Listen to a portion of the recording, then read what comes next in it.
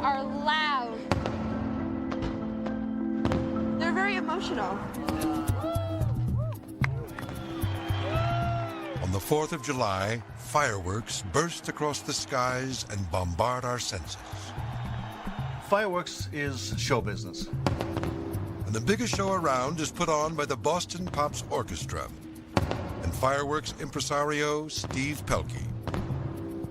There were 2 or 3 major programs of this world-class caliber, and Boston surely is the granddaddy of them all. Tonight, Pelkey will dazzle the Boston crowd with 3.5 tons of explosives.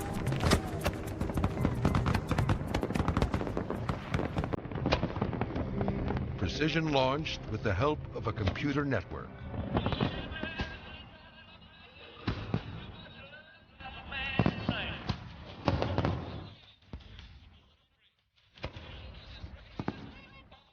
It'll make for an absolutely incredible display. But the story of fireworks goes back long before computers.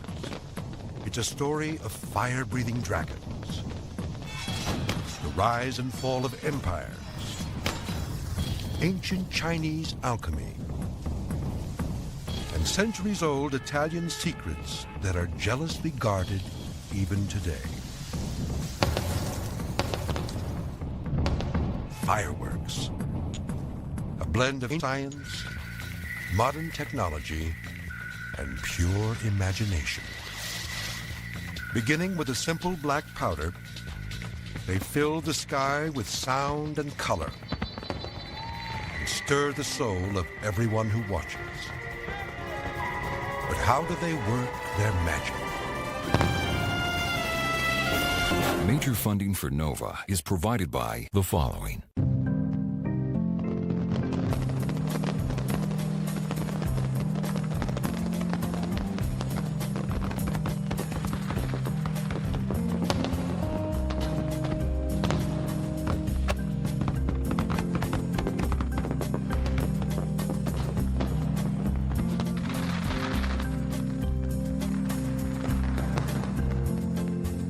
In the year 2000, people all over the world ushered in the millennium with the magic of fireworks.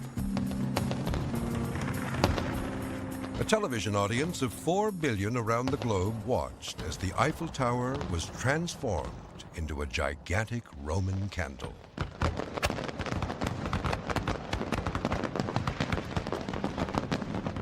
Fireworks are one of our most enduring customs that moved us for centuries. Each dazzling display depends on a simple technology, a black powder known as gunpowder, an explosive mixture that shoots fireworks into the air and propels bullets from guns.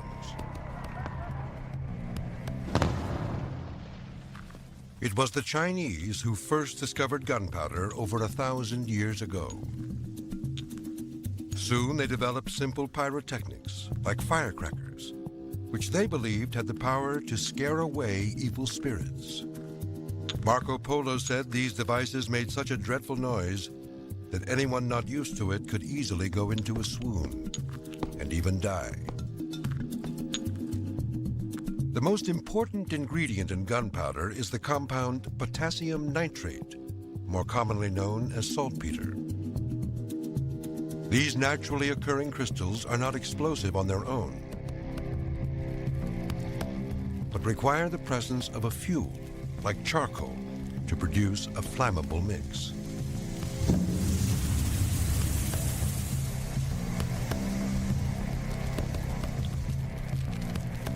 Ancient alchemists refined the recipe to 75% potassium nitrate, 15% charcoal, and 10% sulfur. The ingredients become explosive after they're ground together. This highly volatile black powder gave birth to the science of pyrotechnics and the incredible fireworks we experience today. London's lavish Millennium fireworks were put on by chemist Tom Smith, who demonstrates that gunpowder, or black powder, can have dramatically different effects depending on how it's processed. Black powder is a mixture of three components: potassium nitrate, sulfur, and charcoal.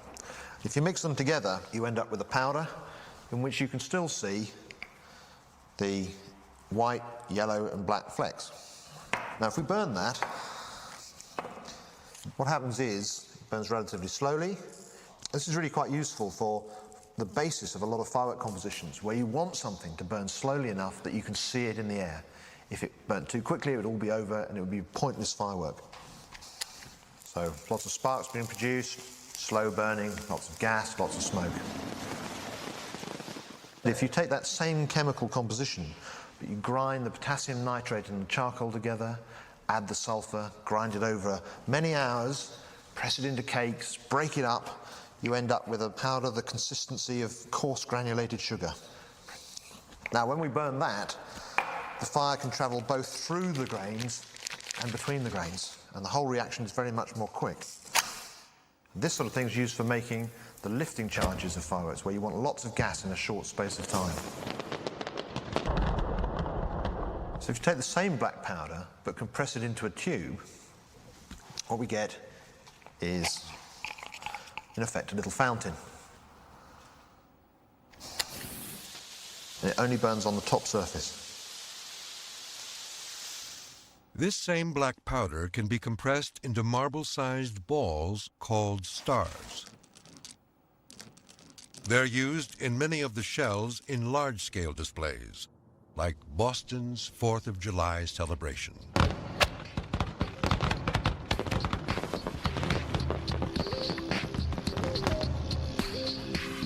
Each star-filled shell is ignited by an electronic match, inserted into the lifting charge in its base.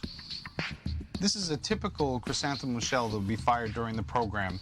At the base of the shell is a black powder lift charge. Once that is ignited, it will propel the shell approximately 500 or 600 feet into the air. And then there's a secondary burst that takes place within the ball shell. It will then ignite several hundred small marble-sized stars that will determine the shape, which will be round in symmetry because this is a round shell. Round shells can also create waterfalls, ring patterns, strobes, titanium salutes, and peonies.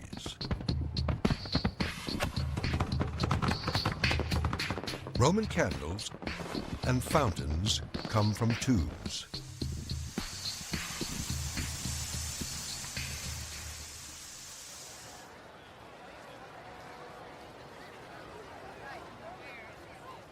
Boston's 4th of July celebration is one of the oldest in the nation.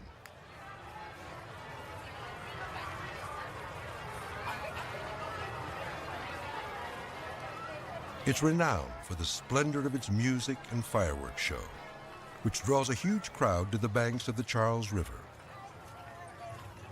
Many come to the same spot year after year, some even camping out overnight to make sure of a good view. By the end of the day, the crowd will total nearly 500,000. This will be a state-of-the-art display. Thousands of fireworks will be set off from this barge. Steve Pelkey is in charge of making sure all goes off as planned. We have approximately 3.5 tons of devices that are on this barge right now. They're located in approximately 5,700 mortars that will have individual firing commands. Most of our shells are packed in sand, racks that are very precision laid out.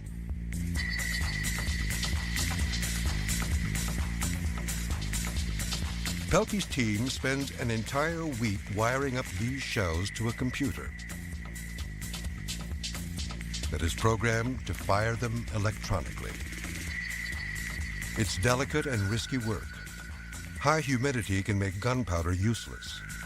Lightning or a stray spark of static electricity can set off one firework or dozens at a time.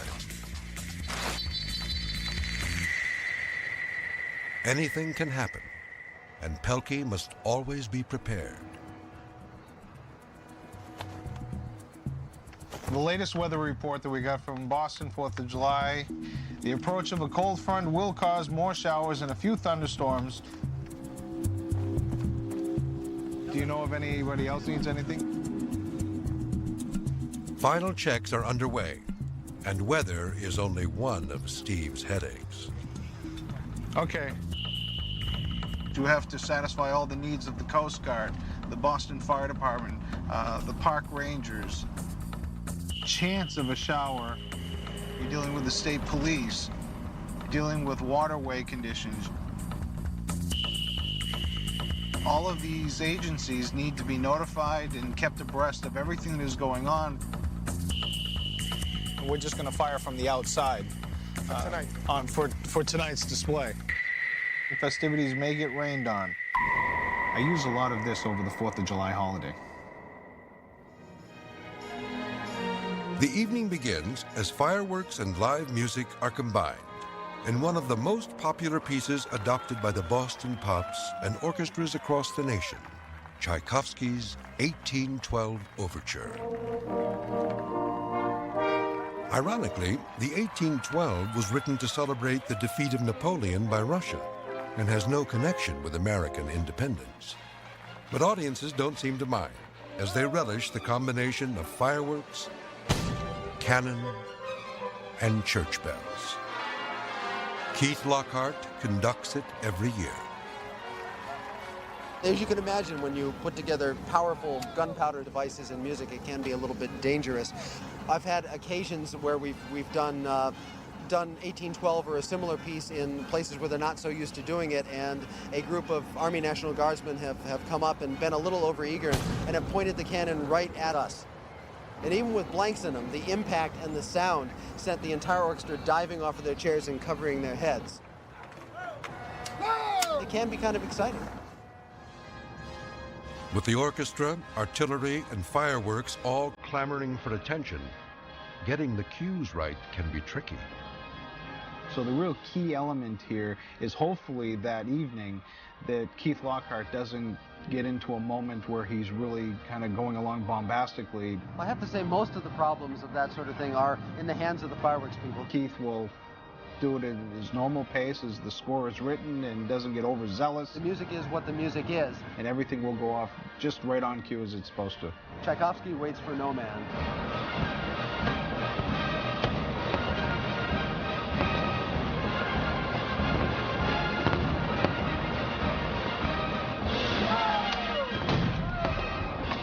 It actually looks very unorganized, but it is organized chaos.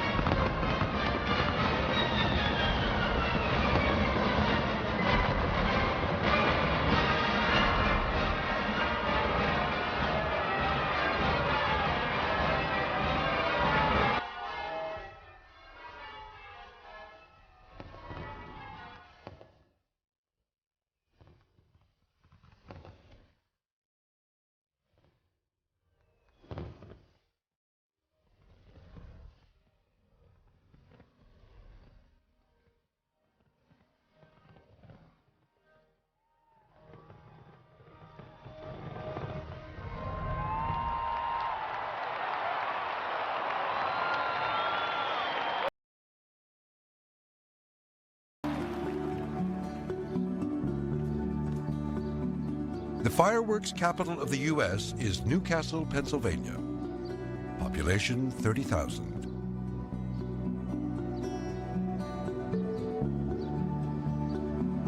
Here, fireworks are made the traditional way, almost entirely by hand. Our industries over the years have gone bust, but as long as Zambelli's here, we'll always have our boom.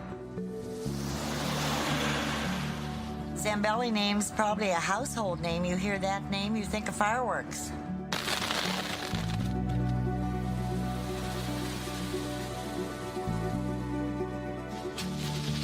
The Zambellis, an Italian-American firework dynasty founded in 1893, when old man Antonio swapped Naples for Newcastle.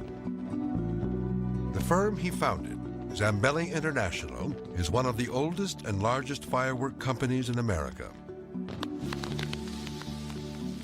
Now at its helm is George Sr., a sprightly 76-year-old known simply to his friends as Mr. Fireworks. They call me Mr. Fireworks, yes, because of, hey, I've been at it a long time. I've devoted my life to fireworks. I've done nothing else. I wanted to be the best and wanted to be the biggest, and this is it. Much to the annoyance of their rivals, the Zambellis called themselves the first family of fireworks.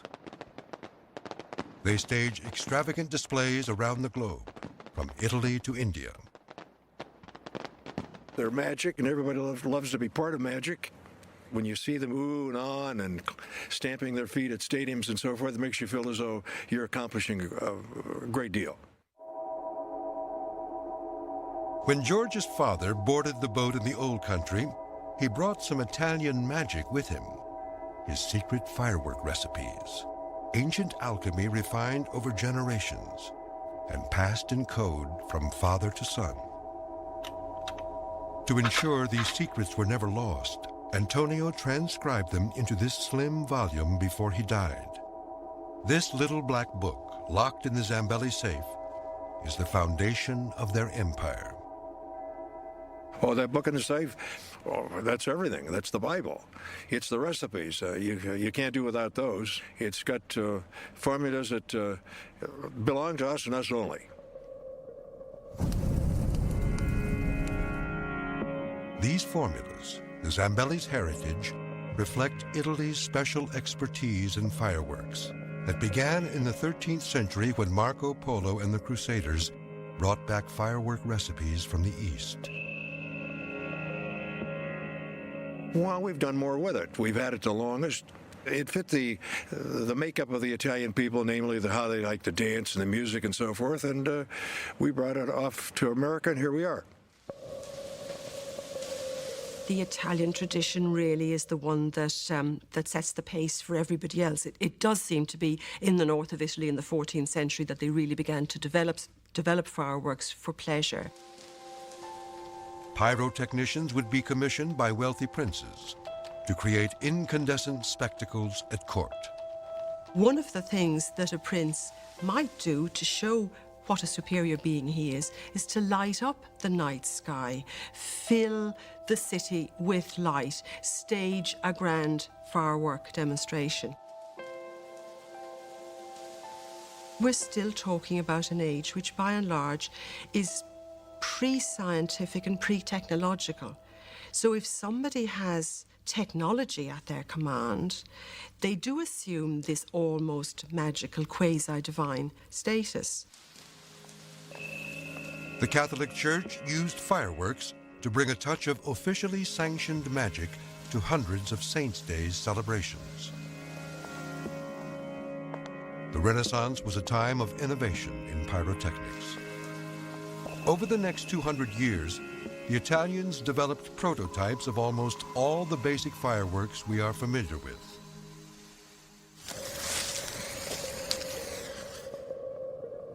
But as late as the 19th century, one challenge still stood between the alchemists and total mastery of their art: color. They could make gold, they could make silver, they could create sparks, but their colors were terrible. Weak, insipid, almost non-existent. Then, in southern Italy, in the 1830s, pyrotechnicians made their breakthrough. In the gunpowder recipe, they replaced potassium nitrate with potassium chlorate, a more energetic source of oxygen. This sped up the rate of oxygen delivered to the reaction, boosting the temperature of combustion from 1700 degrees Celsius to 2000 degrees. This opened the door to a whole new set of chemicals that burned more fiercely and produced more intense colors. The Italian artisans worked with those chemicals. learned to make various color combinations and different effects. They've taken the basic chemicals and made a real science and artistry out of it. The modern firework display is full of colour. And you make colour by adding metal salts, not metals, but metal salts to the composition. So you know if you put a piece of copper into a fire, you see it glow with a blue flame. And we can do the same. It's the sign of a very good firework maker is a really good, strong blue. And here we've added copper oxychloride to the basic oxidant and fuel mix, and we get a good blue flame.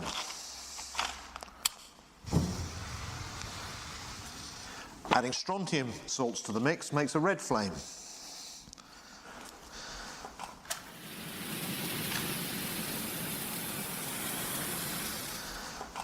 And adding barium to the mix makes a green flame. So with those three and with other metal salts, we have a whole spectrum of colours that we can use. The color spectrum is like a rainbow. The metal salt with the longest wavelength is strontium and appears red. Copper salts have a much shorter wavelength and appear blue. By carefully selecting the compound used, any hue can be achieved. If no salts are added, the fireworks reflect all the colors in the visible spectrum and appear bright white.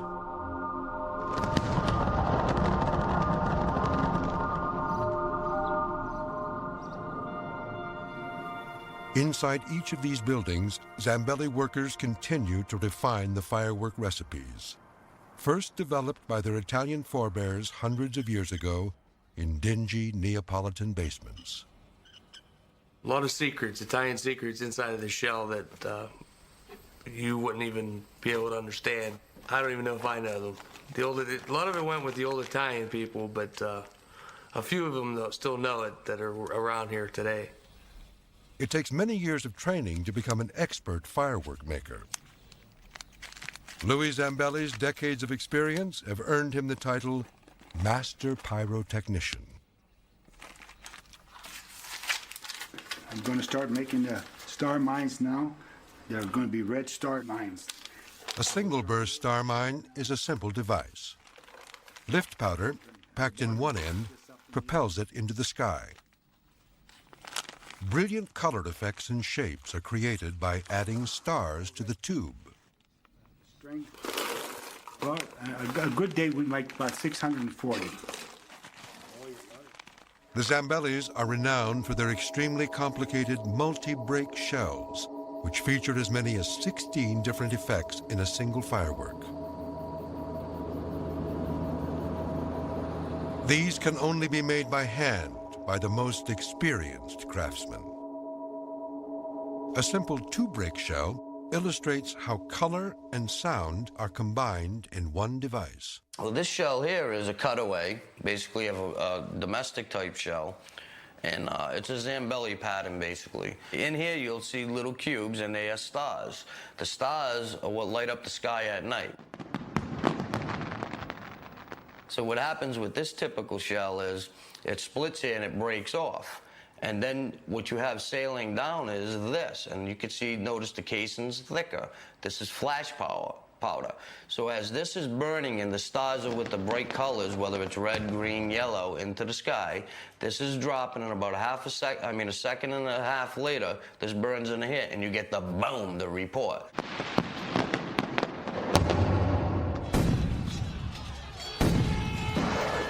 Explosives are explosives, fireworks are explosives. A firework shell that's being projected up into the air is just like an artillery shell, only ours produces lots of colour and enjoyment, and theirs produces destruction. Fireworks have loomed large in warfare since their invention.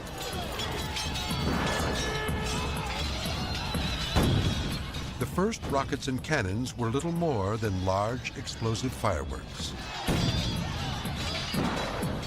During the Renaissance, Europe's first displays were supervised by military men who knew how to handle the risky ingredients. It's exactly the same specialists who design the artillery for war and who then, when peace comes, design the fireworks to celebrate the peace. The spark-throwing green man figured in a royal procession in 1533, the first recorded use of fireworks in Britain. Such pyrotechnics were identified with black magic and uncanny wizardry. They aroused fear as much as wonder. A green man is a figure that goes back, I think, to the Middle Ages. It's a sort of representation of nature, of natural man, and you find representations in art. And they also use them then as gesture-like figures to let off fireworks.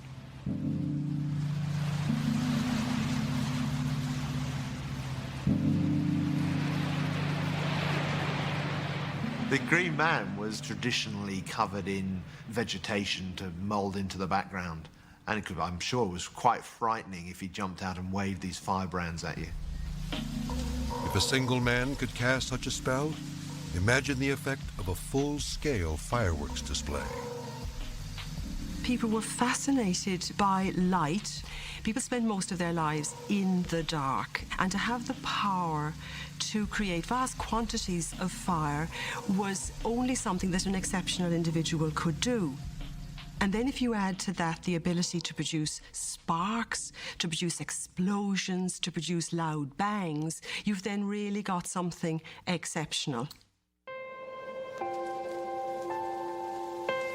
During the Elizabethan period, pyrotechnic dramas became high entertainment. They were lavish stage productions designed for the upper classes, and a fiery dragon was often the centerpiece. The old displays would tell a story with pictorial elements, big set pieces of castles and dragons, all with fire in appropriate places flying across the stage.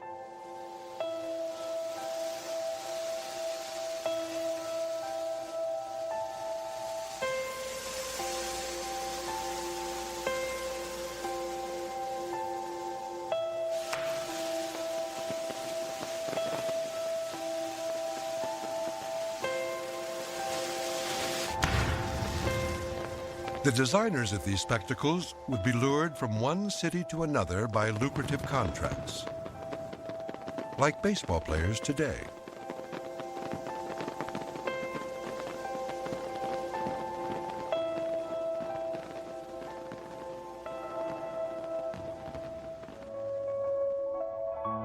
The type of displays familiar to us now first appeared at London's pleasure gardens in the 1730s.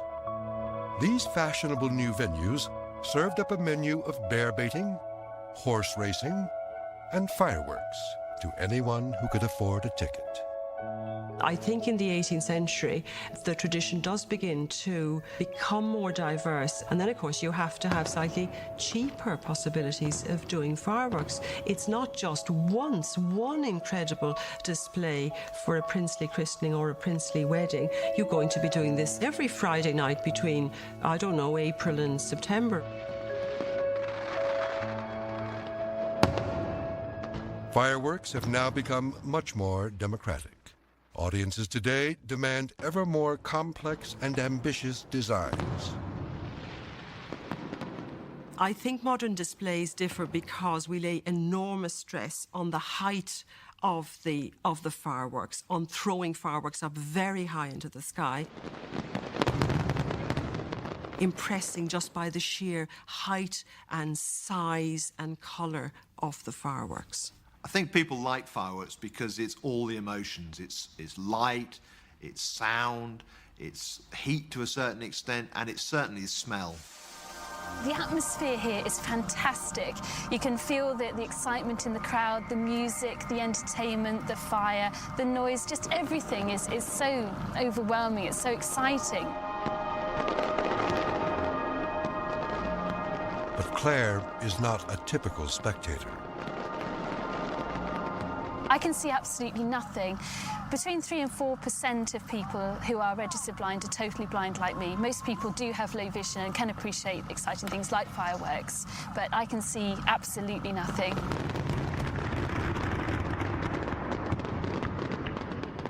I just imagine them as flashing lights of different varying colours, and the description that I've had here today has certainly enhanced my impression of what they must look like, in that some of them change colour. I'd never imagined that before tonight.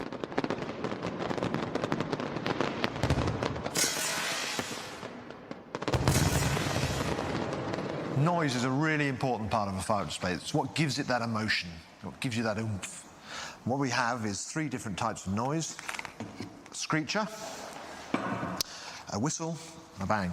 The whistle is just a little bit of composition in the bottom of a tube made from potassium benzoate or potassium salicylate, and it oscillates when it burns and produces a wave in the tube, just like an organ pipe.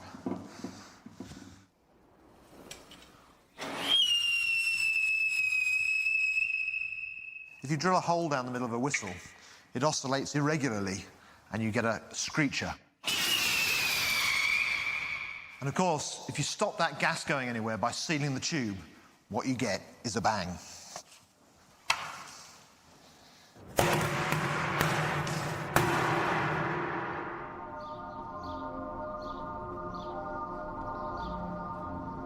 Back at the Zambelli plant, a bang is George Sr.'s worst nightmare. Well, do I wake up at night and worry about, you got me stuttering at this point. It disturbs you, it bothers you, and it makes you restless, no doubt. In recent years, over 20 workers have died in firework plants in the United States. The Zambellis have to comply with stringent safety regulations. Buildings must be separated by concrete blast walls. Roofs are weakened to ensure any explosion travels upwards rather than outwards. Fireworks must be made the age-old way, by hand.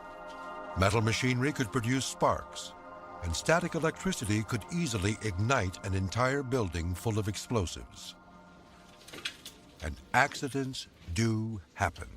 All the people who work here either know someone who's been a victim or have suffered themselves. I was in an accident in 1986. One of the shells that we imported prematurely blew up into the tube. And back then we had cardboard tubes we shot out of. And when it did blow up, a cardboard tube come at me and it ripped my arm open. I mean, they're beautiful, but it's number one thing is safety.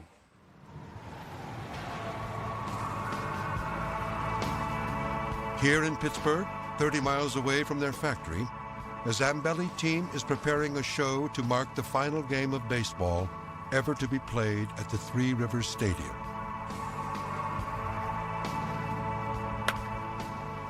Tonight's extravaganza is put on for the Pittsburgh Pirates. It's their final weekend series here in Pittsburgh, and they've commissioned us to do a spectacular for the closing of their season and their existence here at Three Rivers. Pyrotechnicians have favorite firing locations, such as rivers and lakes, where reflections double the visual impact. The Three Rivers Stadium presents a perfect viewing gallery, although longer mortars and extra lift powder have to be used to boost shells over its high walls. Tonight, the Zambellis will showcase one of their specialties, a non-stop display that features a rapid barrage of shells set off by computer. This computer can fire shells 1/10 of a second apart. It's pin 18 that's bad. It's a very nice system to use. This is 8-strand phone line. This phone line feeds back to little individual modules that fit on the end of the slats at the end of the firework boxes. And this computer sends signals out to each of those modules and tells the modules which shell to fire at what time. Once the black powder charge in the bottom of the shell has been ignited, it burns extremely quickly. Within 15 milliseconds, it generates large amounts of gas, blasting shells into the sky at 300 miles an hour.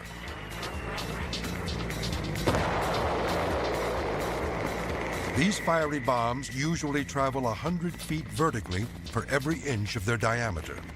So a 6-inch shell will shoot up to 600 feet before exploding. The same shell might produce a burst of as much as 600 feet across. It's the method of firing that's been the biggest change we've had. Solid state, now computer, and you can do a lot more with the coordination of music, lasers, and so forth. Precision of these items, both within the burst of it in a perfect sphere of a shell, or the timing of a Roman candle, so that if you fire 8 of them together, they're all going up in perfect synchrony. That's the thing that's really improved. Years ago, when I did displays by hand here at Three Rivers, I would actually light a fuse and rotate a couple feet away, and it would be like firing large guns into the sky. It's a real thrill.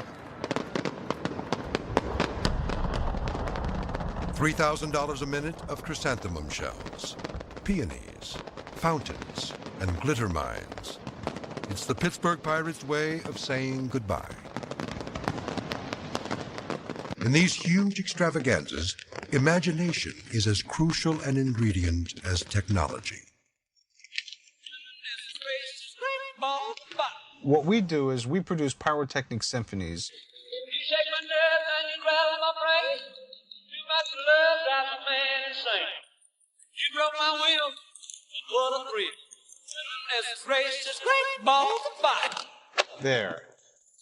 Now, during the Great Balls of Fire sequence, quite simply, what we're able to do is really exploit the precision of the technology of using computers. When the song first comes in, there's about 5 or 6 very key piano keys that are going along.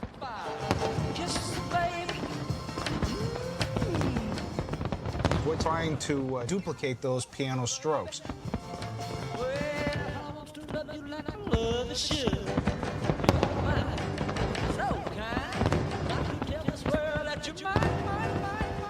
For instance, you have a 5-inch shell that has 3.75 seconds of lift time. So right when we want that shell to appear, 3.75 seconds prior to that burst or that musical moment, the shell is fired, it achieves its altitude, and then bursts.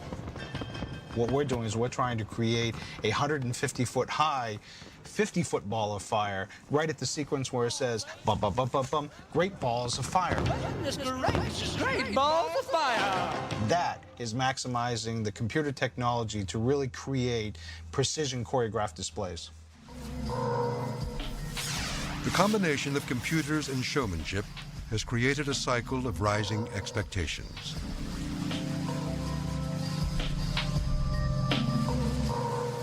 Audiences want a more concentrated burst of thrills. There is an increasing trend for people to use pyrotechnics directly in street theatre, for instance, where they will attach pyrotechnics to themselves or take big fountains or use fireworks in close proximity to both themselves and to the audience. It's good, but it's got to be safe, and I just would hate there to be an accident that was caused by something like that, which would reflect badly on the whole of the firework industry. Despite the risks, a bizarre new fashion in firework displays is to mix people and pyrotechnics in a haunting ballet of danger and delight. The Elizabethan Green Man is reborn.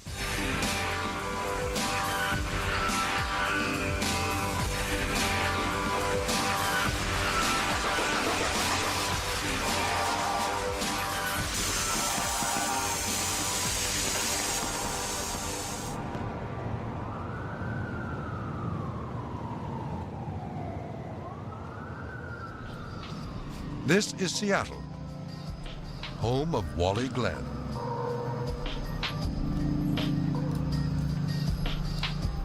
He's a firework fanatic who has given new life to a mythic character he calls Pyro Boy.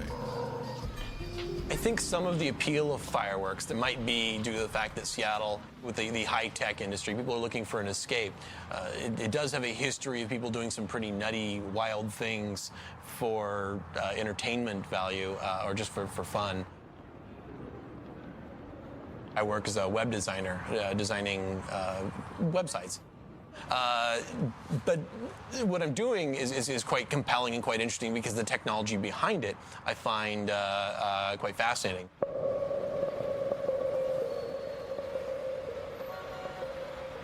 My colleagues generally think I'm a nutcase.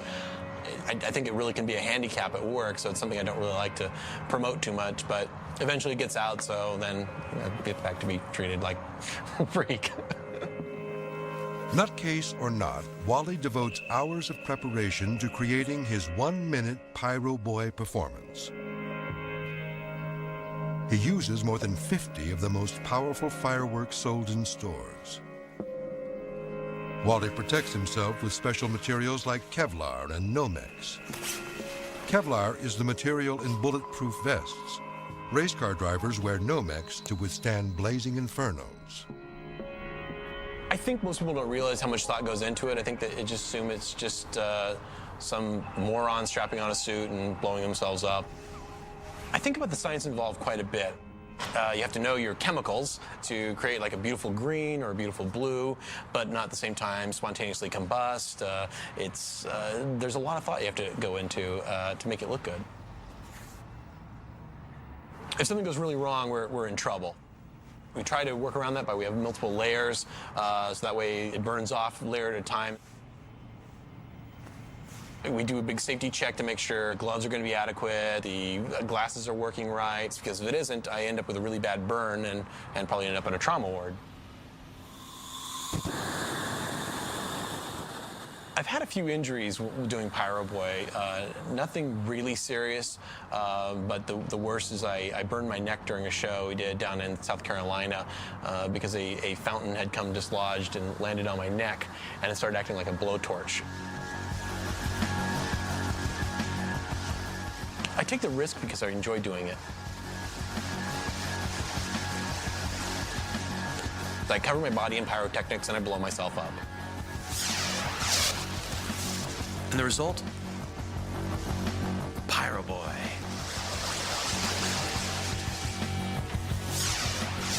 The typical crowd, if they've never seen it before, they will be completely shocked, and then they will be cheering, and there will be a lot of people just astonished at what's going on. Would-be Pyro Boys should be warned not to try this at home.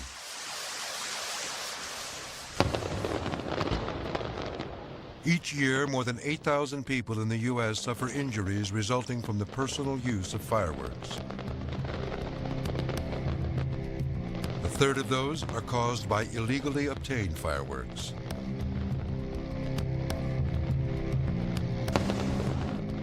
Burns account for over half the injuries. Even simple sparklers burn at temperatures of over 1,000 degrees.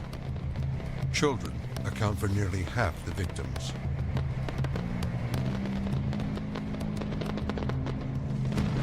In Lima, Peru, illegal fireworks set off an inferno that killed about 300 people. Dozens of sidewalk firework vendors were packed into narrow streets shortly before New Year's Eve. A single careless firecracker is thought to have touched off hundreds of others. In seconds, victims were incinerated on the street, while others were trapped in blazing cars and buildings. Most victims were burned beyond recognition. Back in Boston, public safety is taken very seriously. The 4th of July event has never had a major accident in its history. Health and safety is so much more of an issue nowadays. I remember shows when people, loved being there and felt the impact of these things going off, and you just wouldn't dare do it nowadays because you'd have a lawsuit on your hand immediately.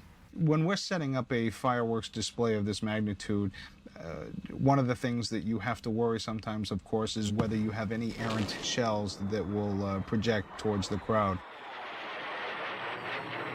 The regulations that Boston enforces are also the same regulations that the National Fire Protection Association would require. Holds people back 840 feet. That's the minimum distance of the firework barge from the audience based on the height and burst diameter of the shells fired, plus a safety pad. The reason for that is to protect against two primary hazards. The first would be a tube actually shooting its effect almost like a rocket at the audience. Now, it's extremely unlikely that that would ever happen from these larger ones because they're in sand and they're isolated and they're in barrels. It's more likely, although still unlikely, that it might happen from one of the smaller ones that's in the wooden racks. But even with that, we have that margin of error of the extra 200 to 300 feet that we hold the audience back to protect from that taking place. Wind conditions that might blow a shell off course are also factored into the safety zone. If winds are stronger than 20 miles per hour, it's just too dangerous, and the show stops. Keeping watch while Boston parties is the UCC, the Unified Command Center, a place with many eyes and ears. The Unified Command Center is a new approach to event management in this country, and it's something we're trying here for the first time.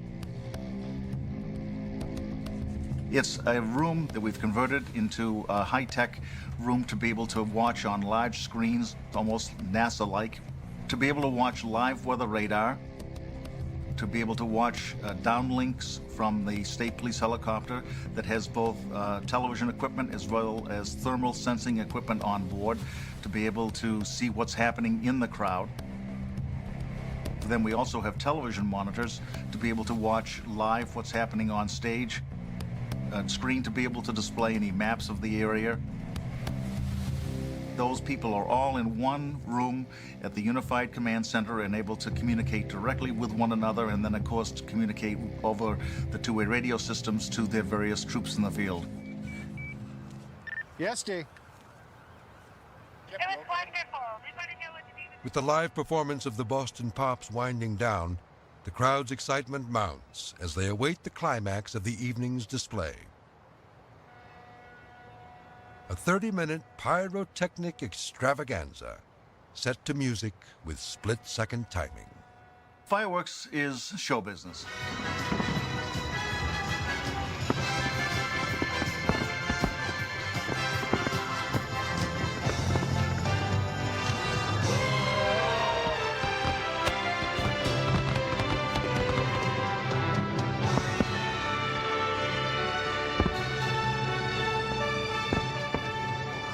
Something also that I think emotionally stirs up all sorts of memories in people, because almost every child in America, certainly at one point or other, goes to a fireworks show, usually on July 4th. I'm a Yankee Doodle dandy, Yankee Doodle do or die. A real life nephew of my A lot of the music brought a lot of memories back, and the colors and the sounds and just all the people and hearing everyone enjoy them.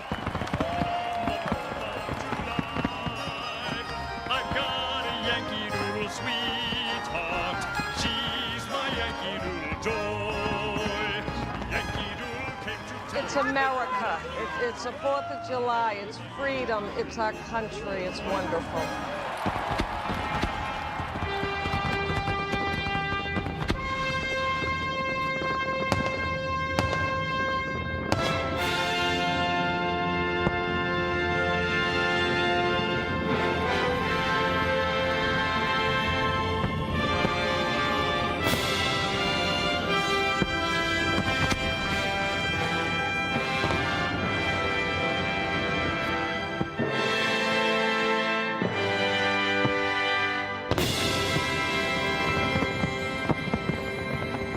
Do is right off the bat, you want to bring the crowd right up to its top.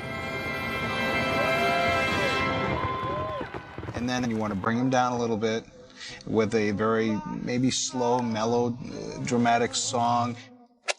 My darling, I've hungered for your touch a long, lonely time.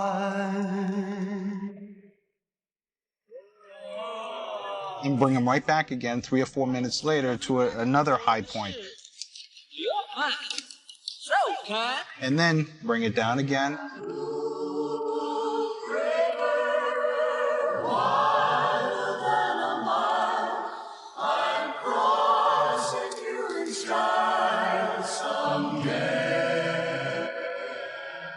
Maybe about midway through the program, you want to give people a sense that, you know, this could perhaps be over. A little midway barrage. I have cried silent tears full of pride. in a world made of steel. You're setting up the impact. Now all of a sudden the beat kicks in and we're programming in different intensities, and now you're starting to crisscross some effects, picking up that intensity.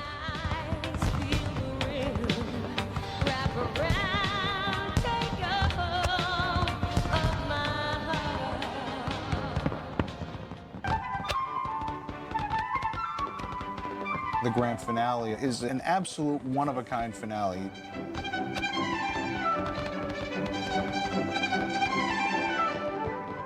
We've gone for absolute sky saturation.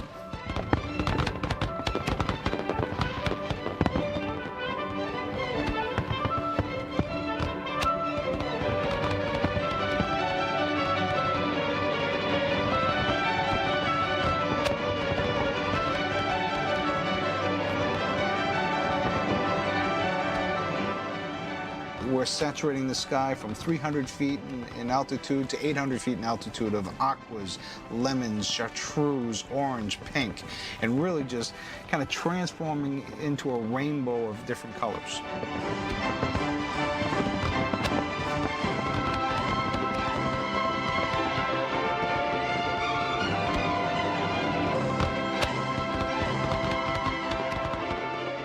The most important part of the grand finale is when you're covering every inch of your canvas, which is your sky, that you can possibly get away with.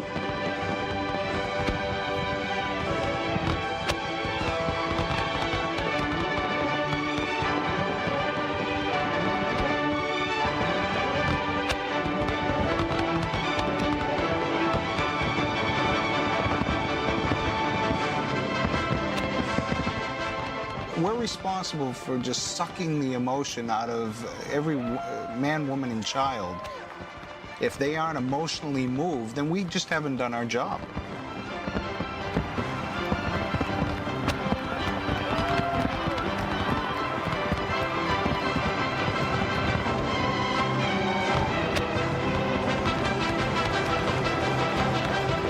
Travis, high five.